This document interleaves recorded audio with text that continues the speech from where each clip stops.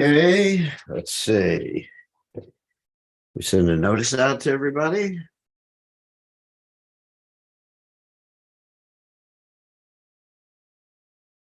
There we go.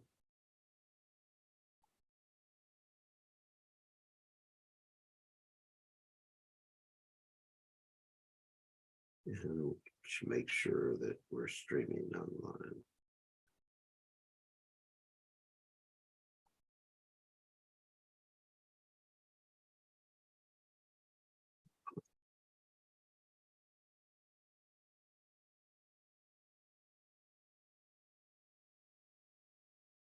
Okay, let me just check.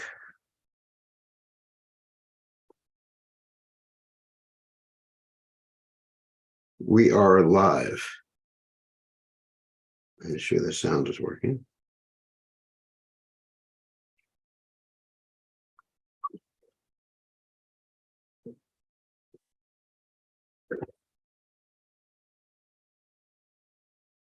Okay, let me just check. Okay, sound is working. Everything is working. Copathetic. Okay, so we'll start chanting. And maybe today will be our last day of the Isopanisad, and then we'll figure out what we do after that. Let's get the songbook. Pick a nice song for everybody. Okay. Oh hey Vaishnava Thakur.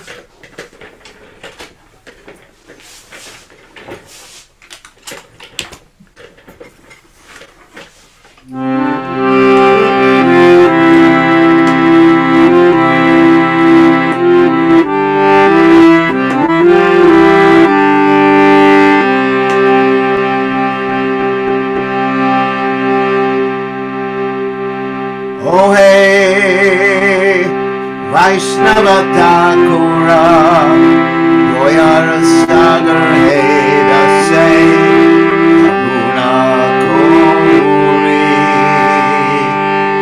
Oh hey Vaishnava Thakura Goyara Sagar Heda Say Karuna Kori.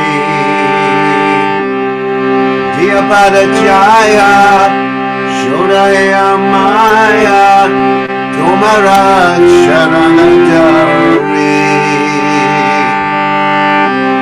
Diyapada Jaya Shodaya Maya Tomara Sharanadari.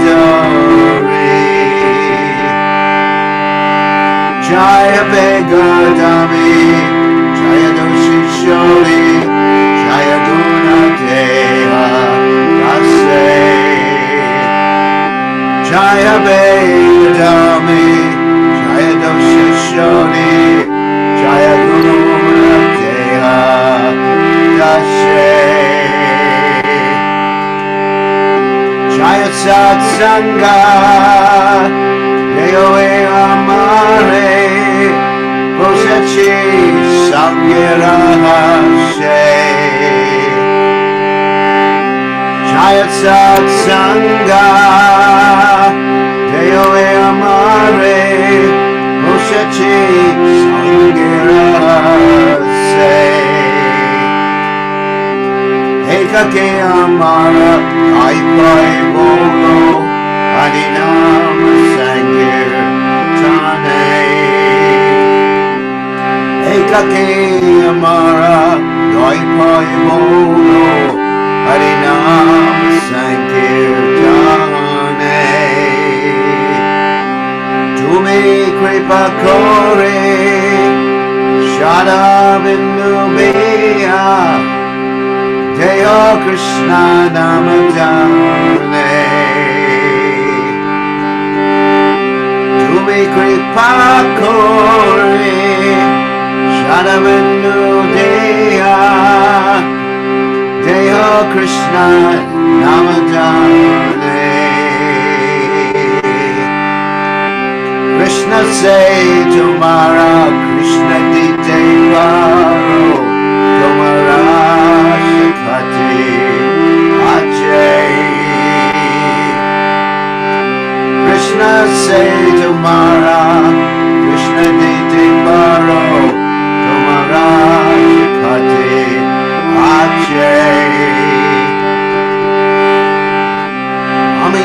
Kangala, Krishna Krishna Hare, Gaita Raje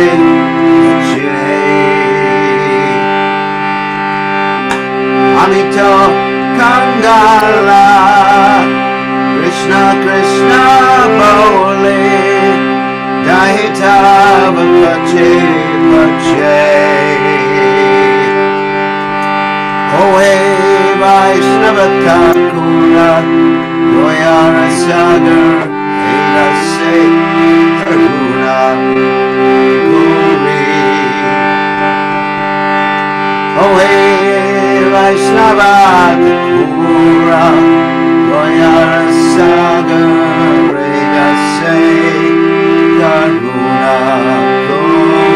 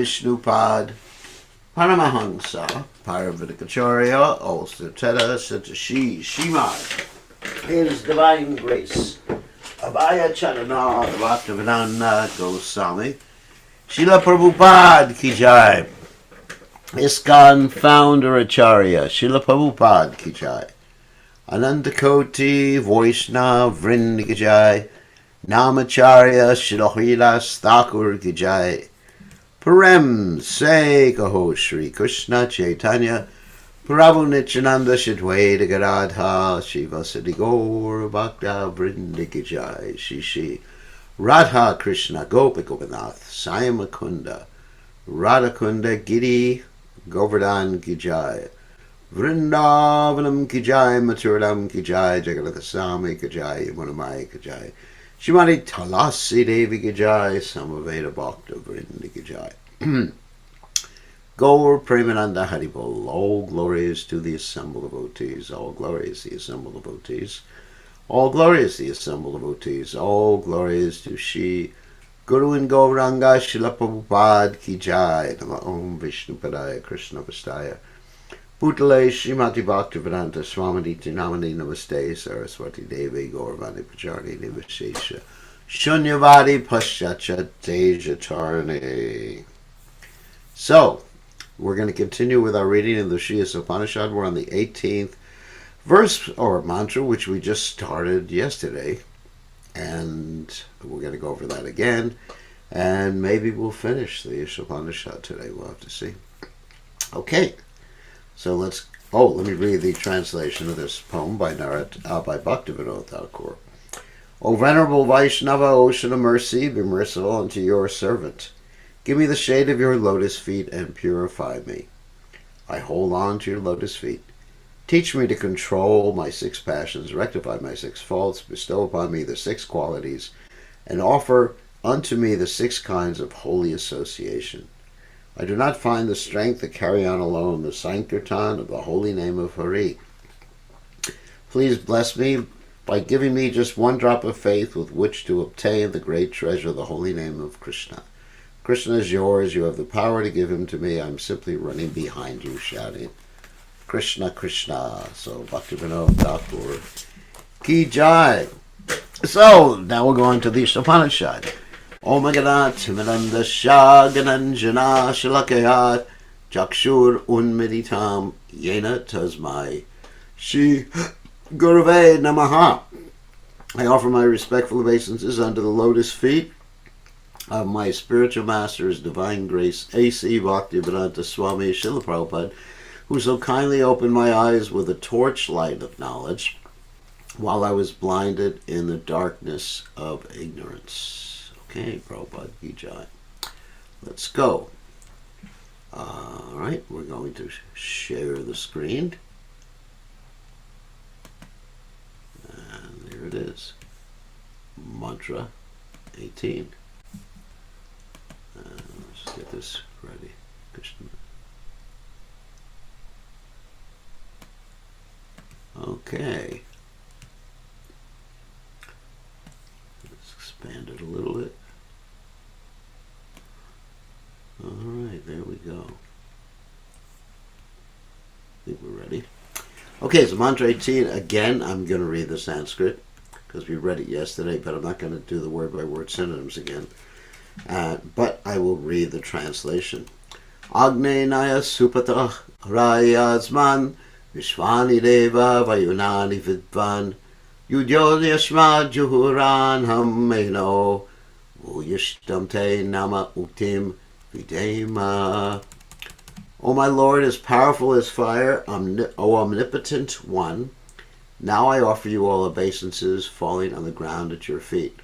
O my Lord, please lead me on the right path to reach you, and since you know all that I have done in the past, please free me from the reactions to my past sins, so that there will be no hindrance to my progress. The devotee is just praying for spiritual progress and a relief of all what we call, or what is called in the Vedic literatures, anarthas. So the impediments on the path, or the hindrances on the path, are called anarthas. Anarthas are things like lust, anger, greed, illusion, envy, fear. Wow. It's very hard to give those up. But by the Lord's mercy, by hearing and chanting, then Hridayantoksto Yabadrani Virunotsi Sarit Satam, Krishna personally cleanses all that from the devotee's heart. And so we just read up to, let's see, dazzling. Oh no. Fruit of activities of the karma conjured path of self-realization is the lowest stage of this endeavor. As soon as such activities are slightly deviated from the regulated principles of the Vedas, they are transformed to vikarma, or acts against the interest of the actor. We talked about that yesterday. In other words, there's danger even in the royal Vedic road. Just like King Riga, who I mentioned yesterday. He actually meant well, and he was trying to perform all these Vedic injunctions, but he didn't have full faith that just chanting Hare Krishna would enable him to achieve all the goals. And so he made a mistake and gave away the same cow twice to two different brahmanas, and as a result he became a tiki, which for those of you who come from India know what that is. That's a lizard, one of those little tiny lizards, and they go tiki, and when they go tiki, it means that whatever you say or have said is true.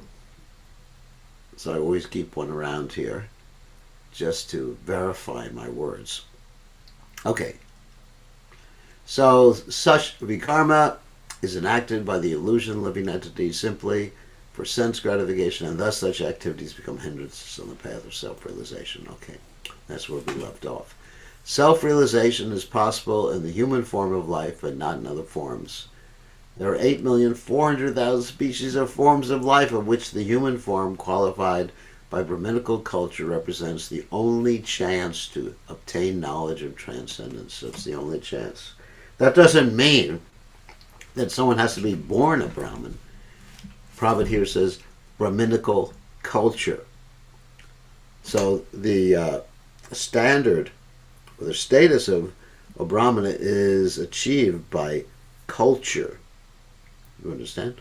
Just like if you want to have yogurt, and yogurt comes from milk, obviously, you have to culture it. The cow does not give yogurt. Of course, in the spiritual world, the Surabhi cows give yogurt, cream, ice cream, shrikant, and everything like that. But in this world, the cow only gives milk. So you have to culture it and take some time. So you have to culture. And how is that culture accomplished? At least not the culture of yogurt.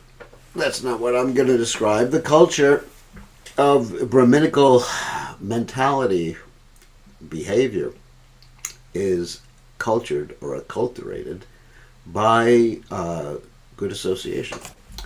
Brahminical culture includes truthfulness, sense control, forbearance, simplicity, full knowledge, and full faith in God. That's a Brahmin. It is not that one simply becomes proud of his high parentage. Just as being born the son of a big man affords one a chance to become a big man, so being born the son of a Brahmin gives one the chance to become a Brahmin. But such a birthright is not everything, for one still has to attain the Brahminical qualifications for himself. As soon as one becomes proud of his birth as the son of a Brahmin and neglects to acquire the qualifications of a real Brahmin, he at once becomes degraded and falls from the path of self-realization. Thus his life's mission as a human being is defeated. In the Bhagavad Gita, 6th chapter, texts 41 to 42, we are assured by the Lord that the yoga brastas, or souls fallen from the path of self-realization, are given a chance to rectify themselves by taking birth either in the families of good brahmanas or in the families of rich merchants. Such births afford higher chances for self-realization. If these chances are misused due to illusion, one loses the good opportunity of human life afforded by the Almighty Lord. Let me explain in more depth what Krishna actually says in the 6th chapter of the Bhagavad Gita. He says that there's two things that really happen to devotees after death, and those things or paths are determined by whether the devotee is very Krishna conscious or just a little Krishna conscious. If a devotee is a little Krishna conscious, then first of all, the devotee can take birth in the heavenly planets. Then after that, he takes birth in the family of a rich person. Or, if someone is very advanced, he takes birth directly in the family of devotees, of good devotees. Okay, so one may ask, so what's the advantage of taking birth in a rich family?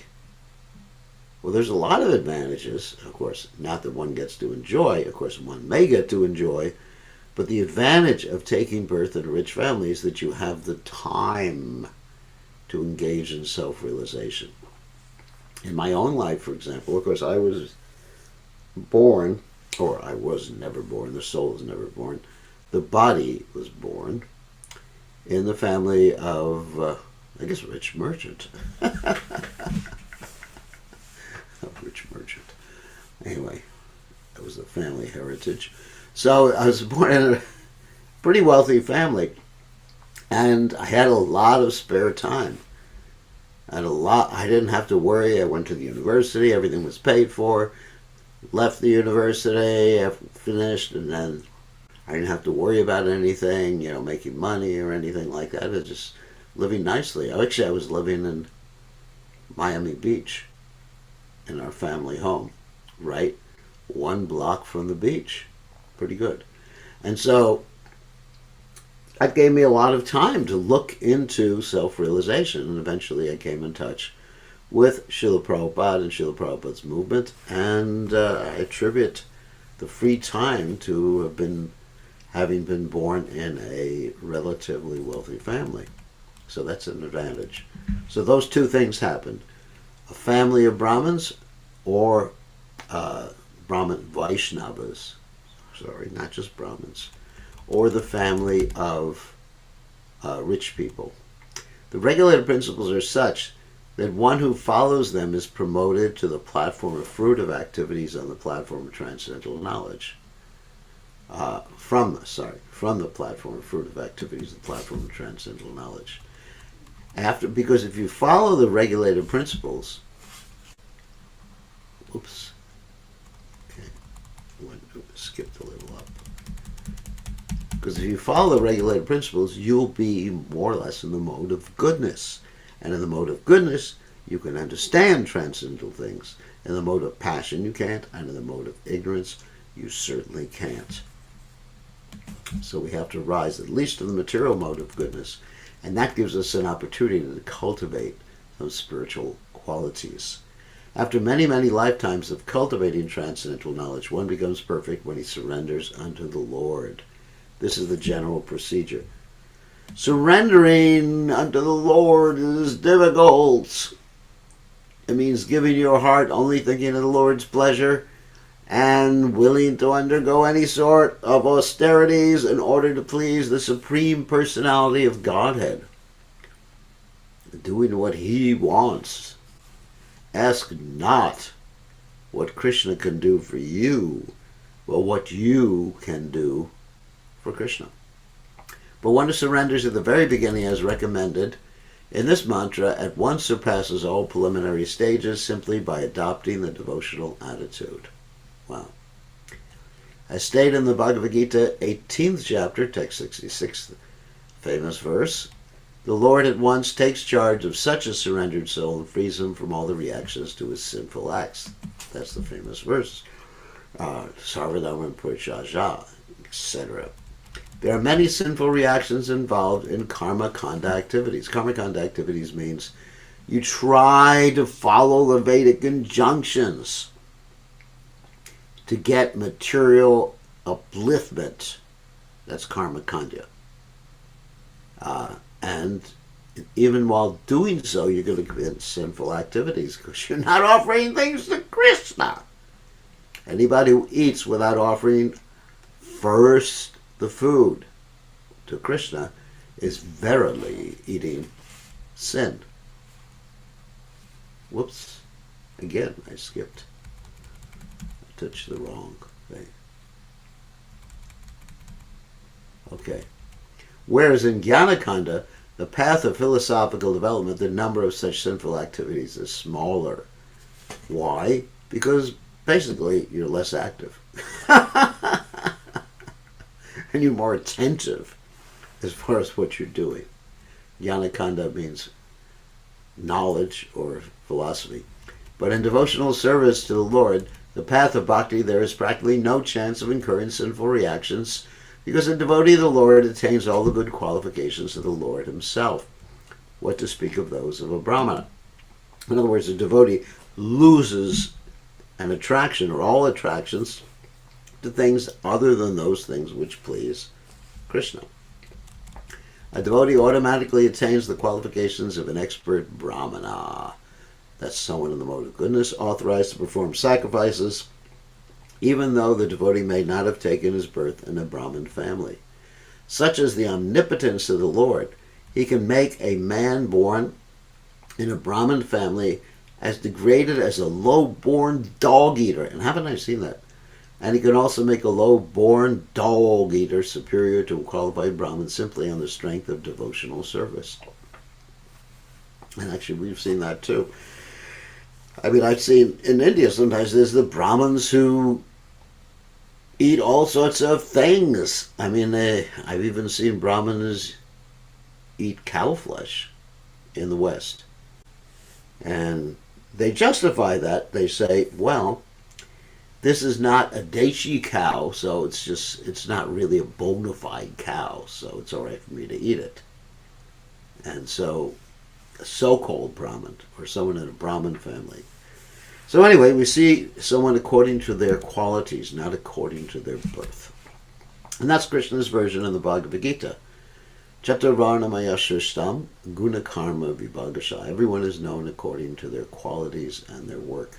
Since the omnipotent Lord is situated within the heart of everyone, he can give directions to his sincere devotees by which they can attain the right path. Such directions are especially offered to the devotee even if he desires something else. Oh. That's a problem. Even if I want something else, Krishna is going to give me the right directions. As far as others are concerned, God gives sanction to the doer, but only at the risk of the doer. So this is how Krishna gives us free will. He sanctions our activities, but he's not happy with them. But, he wants to give us enough rope to hang ourselves, so to speak, so that we learn our lessons. But in the case of a devotee, just like if you have a child, and the child is just like acting a little rambunctiously, and he just won't listen to you, and say, okay, you make your own bed. That's what my mother used to say to me. You make your own bed, and you got to lie in it. So then you suffer or enjoy based upon your own choices. But in the case of a devotee, the Lord directs him in such a way that he never acts wrongly. Srimad Bhagavatam, in the 11th canto, 5th chapter, text 42 says, Swapadamulam bhajata pidiyasya jaktanya bhavasya harir paresha vikarma yatshot patitam katanchid dunoti sarvam ready sanavishta. The Lord is so kind to the devotee who is fully surrendered to his lotus feet that even though the devotee sometimes falls into the entanglement of vikarma acts against the Vedic directions, the Lord at once rectifies such mistakes from within his heart. This is because the devotees are very dear to the Lord. So accidentally someone may do something that's not kosher. Well, sorry about that Sanskrit word. So that means it's not proper. Accidentally. That means one time, accidentally. One time, accidentally. And then the Lord will actually say, okay, just don't do it again. I mean, you have that story in the Bible about Jesus Christ saving this prostitute that was going to be stoned to death. And he just said to her, sin no more. And she became a great devotee. In this mantra of Isopanisad, the devotee prays to the Lord to rectify him from within his heart. To err is human. I like that saying because it gives me a lot of excuses. A conditioned soul is very often apt to commit mistakes, and the only remedial measure to take against such unintentional sins, there's the operative phrase or operative word, unintentional, is to give oneself up to the lotus feet of the Lord so that he may guide one to avoid such pitfalls. The Lord takes charge of fully surrendered souls. Thus all problems are solved simply by surrendering oneself unto the Lord and acting in terms of his directions.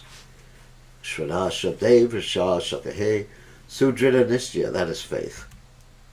Simply doing what Krishna wants, then all things are taken care of, all your needs, everything is taken care of, your emotional needs, your physical needs, your psychological needs, your relationship needs, everything. Such directions are given to the sincere devotee in two ways, one by way of the saints, scriptures, and spiritual master, and the other is by way of the Lord himself, who resides within the heart of everyone. Thus the devotee, fully enlightened with Vedic knowledge, is protected in all respects. Of course, it's stated that even if once one understands the philosophy of Krishna consciousness or takes up Krishna consciousness to a certain extent, it spoils his material life. Because every time a devotee tries to do something that is not proper,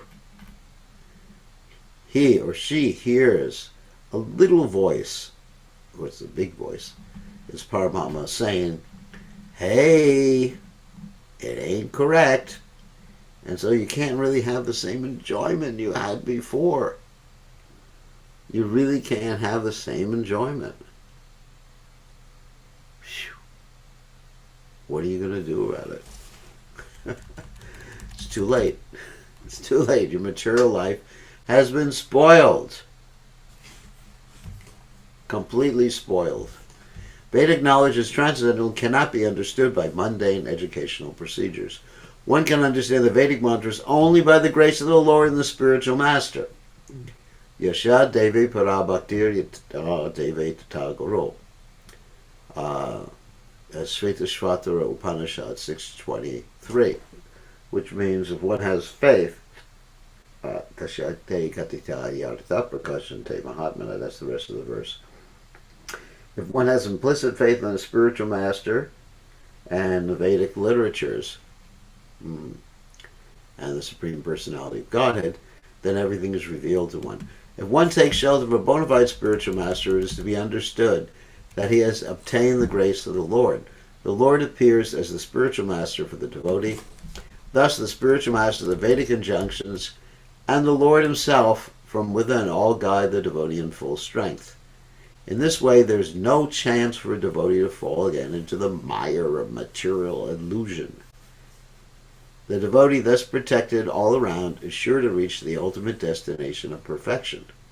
The entire process is hinted at in this mantra, and Srimad Bhagavatam 1, first canto, second chapter, text 17 to 20 explains it further. Hearing and chanting the glories of Lord, Punya Shravana Kirtan is the Sanskrit there, is itself an act of piety. The Lord wants everyone to hear and chant his glories because he is the well-wisher of all living entities. It's not that he has a false ego. He knows that's what's good for you. By hearing and chanting the glories of the Lord, one becomes cleansed, Hriyantukso Yavadrani, of all undesirable things, and then one's devotion becomes fixed upon the Lord.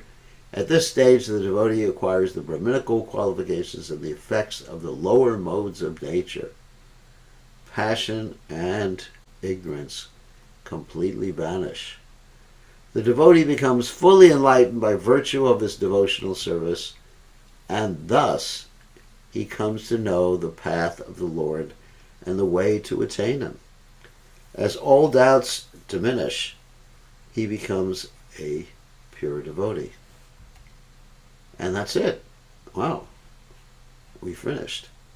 So thus end the Bhaktivedanta purports to Sri Isopanisad, the knowledge that brings one nearer to the Supreme Personality of Godhead, Krishna. And as I mentioned last night, the Isopanisad is part of the Shruti mantras, the original four Vedas, and it's considered authoritative by every single Vedic scholar. And of course, in the Shruti mantras, it's also mentioned that the fifth Veda is considered part of the Vedas too, although many scholars ignore that statement. Itihasa Purananam, Panchama Veda Uchate. That statement is there, and it says, what? Itihasa, the histories, like Ramayana and Mahabharata, and Puranam, the Puranas, like the Srimad Bhagavatam, are called the fifth Veda. Okay? Four Vedas, fifth Veda. So, that's it for the Isopanisad. So now we can have some discussion about what, let me just stop sharing, and we're going to end this class, well, first with questions, and then after we're finished with the questions, we'll have a discussion which literature you'd like to go to next in these evening classes, or morning classes for those of you in the South Pacific. So, let's unmute you, or allow you to unmute yourself so you can ask. First is questions about today's reading. Okay, who has a question? You have to either unmute yourself, type in the chat window, or raise your hand. Anyone have a question?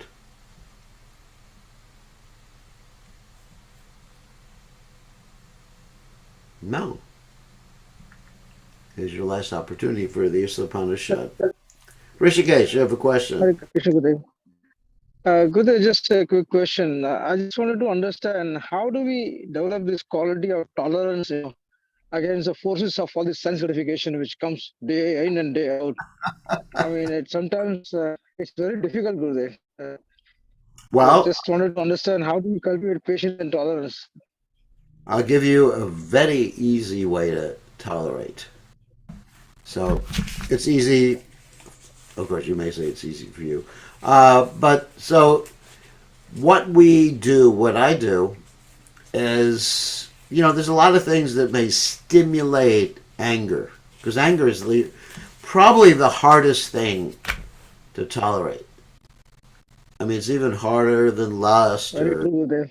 greed, isn't it? Yeah, very true. Especially when living in a family life, it's very very hard. Very Oh very my hard. God! Hope your family's not listening to this one. We'll be in trouble. So many things stimulate anger. When we see people acting improperly, or people not appreciating, or people putting themselves in danger, or just people doing so many things. So therefore, what I do, here's the secret. The secret. Don't let anyone know because it's a secret.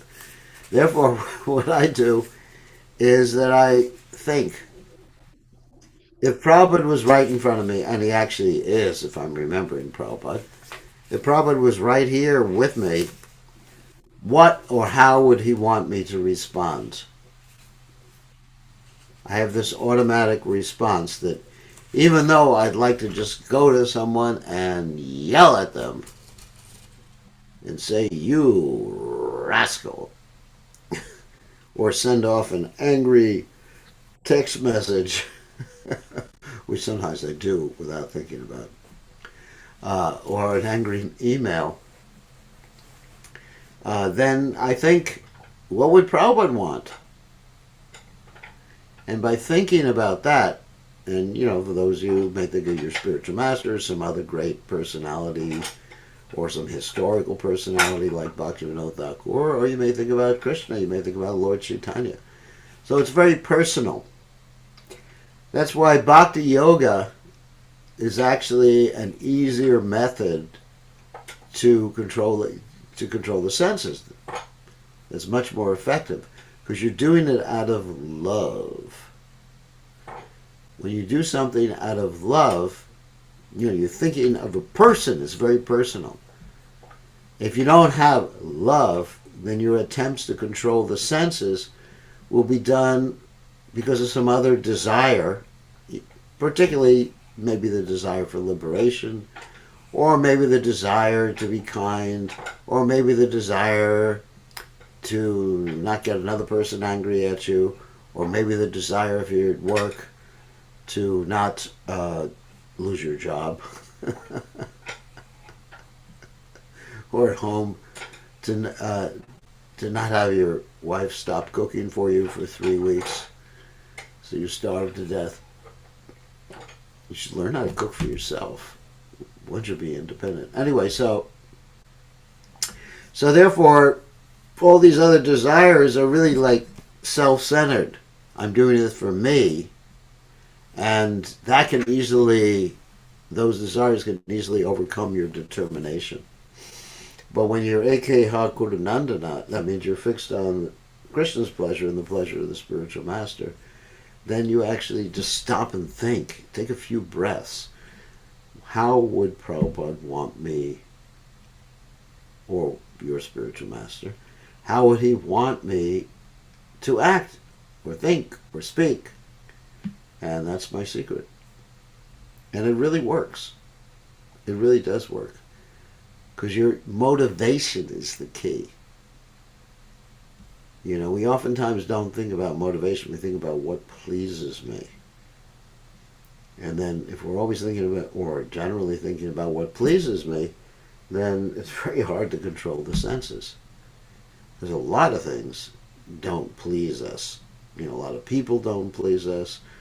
A lot of situations don't please us. So therefore, bhakti comes to the forefront. The love for Guru and Krishna comes to the forefront. And if you practice that, you find it quite easy. If you have an automatic response to stimuli, that, what does Guru Dev want? Or what does Krishna want? Okay? So that answers that Okay, question. very good. So Hare Krishna, so here's another one. Hare Krishna Guru Maharaji. We read about unintentional sins. say, hypothetically speaking, if one serves at a temple where irreligious tasks are performed. Whew! Irreligious tasks, like offering meat to the deities or something. Does sincere devotee in knowledge of it, but not get involved, get part of the sin? Yeah. Well, I wouldn't say part of the sin, but he or she is open to, they're blamable or culpable, as the word is. I wouldn't say exactly they get karma, but Krishna will hold them responsible. Like Prabhupada said, if you see something ignorant and you don't do something about it, then you're just as culpable for that particular action or factor, whatever it is. So one has to be very, very careful. Of course, sometimes we're not capable of making a change, so then we may have to inform someone who is capable or someone higher up on the in the hierarchy. We may have to inform them and try to get their help or pray to Krishna.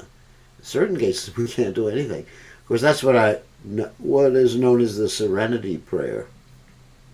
Serenity prayer is, my dear Lord, give me the strength to know those things that I cannot change and tolerate.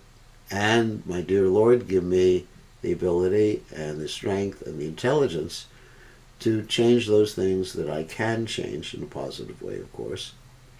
And so sometimes we just can't do anything about something.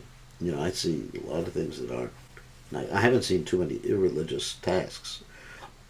As long as you can't change it, people are very determined. You try your best.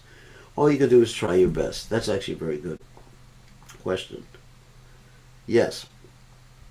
So if there's a center or temple where irreligious things are being done, that is very bad and offensive to the deities. So next one. How do we learn to depend on Krishna in all activities? That's interesting. Sometimes I tend to over-endeavor for something that may not have been sanctioned by Krishna. At the time of trying, how do we realize that something may not be sanctioned? That requires some intelligence. You have to think about it. You have to see that if it's going to put you in debt or destroy your sadhana or destroy your relationships with the devotees. You just really have to take time before, what do they say, fools rush in where angels fear to tread. So you have to really take your time before doing something that could be an over-endeavor. That's actually a very good question. Sometimes in certain places, the devotees are thinking, oh, let's build a new temple. This will be ecstatic. We can get the money, and they build a new temple, and oh my God, who's going to take care of it? So they're not thinking. Like Prabhupada said, before any endeavor, here's the thing. Prabhupada said, before any endeavor, you have to have several factors if you want to be sane. One, of course, is money, obviously. That's a good factor. Another one is land. Another one is management. Another one is manpower and intelligence. So I think there's 5 of those factors that Prabhupada mentioned. Intelligence, the right manpower, management, leadership, land, and money. So you go over these 5 and you say, do we have them? Long term. Long term. So there's certain things, just in my own life, there's certain things that 30 years ago would not be an over-endeavor for me to do. Or 40, building a temple. Clearing land. Just like here in our temple in North Carolina, New Goloka. I cleared the land, I built the temple, literally with my hands. And it wasn't an over-endeavor. It was something I enjoyed doing. I didn't die doing it. But at this point in my life, if I was to do that, or you try, I couldn't do it. But yeah, I couldn't because there's something about a 74-year-old body that's has some limitations. So at this point, it would be an over endeavor. So one has to consider, everything, leadership, money, energy, all those different things. You have a checklist and see if it's practical and practical long term, because you can do something right now, but it doesn't have longevity. Can it be maintained long term?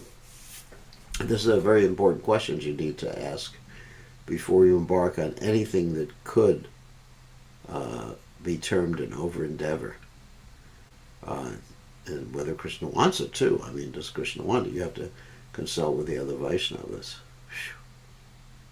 Yes, there are a lot of over endeavors. I mean, I've certainly had some over endeavors in the past too, and I learned from that.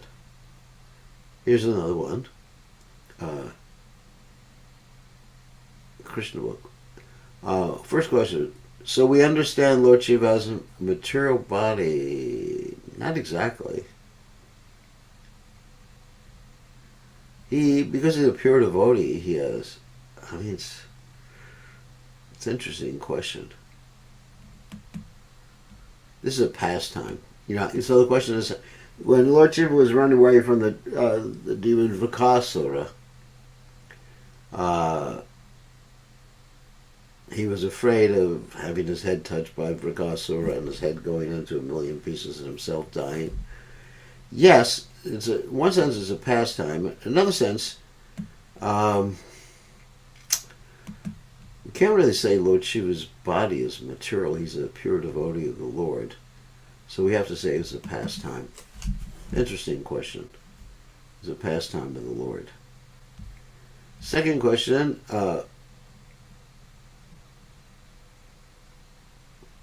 Did Brigamuni acquire a spiritual body? They're really sophisticated questions. Before entering Vaikuntha to test Vishnu? No, he didn't take a spiritual body. Krishna allowed him to do it because later on he actually appeared as a hunter, took another body after that, and was the one who shot an arrow at Krishna right before Krishna left the planet.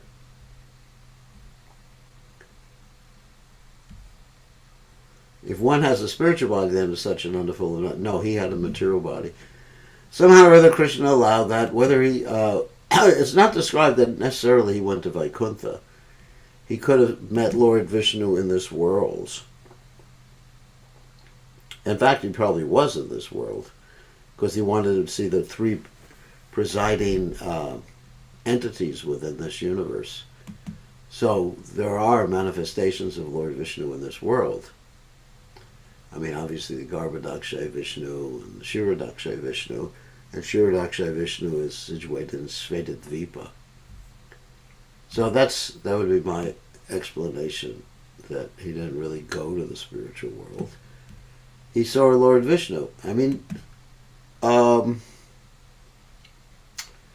just like Krishna appeared within this world, of course he made Dwarka and Vrindavan and Mathura part of the spiritual realm, but actually in one sense is one and different from the spiritual realm. So even personalities like Kamsa could see Krishna and interact with Krishna. So yeah, it's not described he actually went to this, as far as I remember, he went to the spiritual world. He wanted to test the three presiding deities of this world, which are Brahma, Vishnu, and Shiva. That's my understanding. And so he didn't have a spiritual body at that point. So, of course, he probably learned his lesson later on. So, who else has a question? Any other questions about the class? Interesting questions. Any other questions? So, does anyone have any suggestions as to which book we should read next? I had certain suggestions myself. I was thinking Brihad Bhagavad. Okay, that's one of the suggestions. Brihad Bhagavatamrita. Another one is, yeah, Jai Radhika said uh, Brihad Bhagavatamrita. Vijay Radhika, you have a question? You can unmute yourself. Yes, this is Vijay Radhika's daughter. Hare Oh, Krishna. Hare Krishna. Hare Krishna. I asked in the chat. So currently, I'm a little depressed and meditating is a little hard for me, and I'm full of anxious worries. And I was just wondering, is there any way I can? How do I relieve those feelings? How do I get better? Oh, that's actually good. The way to deal with, the negative feelings is that, first of all, you should make a list of everything that's fortunate in your life. Every positive thing. You make a whole list of everything that's positive in your life. And, yeah, I mean, just think of the positive. And, yeah, as far as being able to concentrate, uh, think of, think of Krishna, actually, that's a good one. You think of the positive things and then how you've been given so much by Krishna. And then gratitude. Yeah. Then you think of gratitude towards Krishna for giving you all these positive things. That's why you connect it to Krishna. You think of the positive things in your life, and then and then connect that to Krishna, and you express your gratitude towards Krishna, and that'll help. Thank you so much for that. All right, happy to help anytime. I mean, you're welcome to write me privately or call me privately about these things if you wish later on. Uh, huh. Thank you so much. Thank you so much. Thank you. So we have some suggestions. Briya Bhagavatamrita, probably Lamrita. That's mainly stories. I don't know. There's the Ramananda Samvada, which is a short book, which is really interesting. That's a good suggestion. Chaitanya Bhagavat or Chaitanya Mangal. Wow, we got all these nice suggestions. Brihad Bhagavatamrita, Bhagavad Lilamrita, Ramananda Samvada. Ramananda Samvada we could do rather quickly.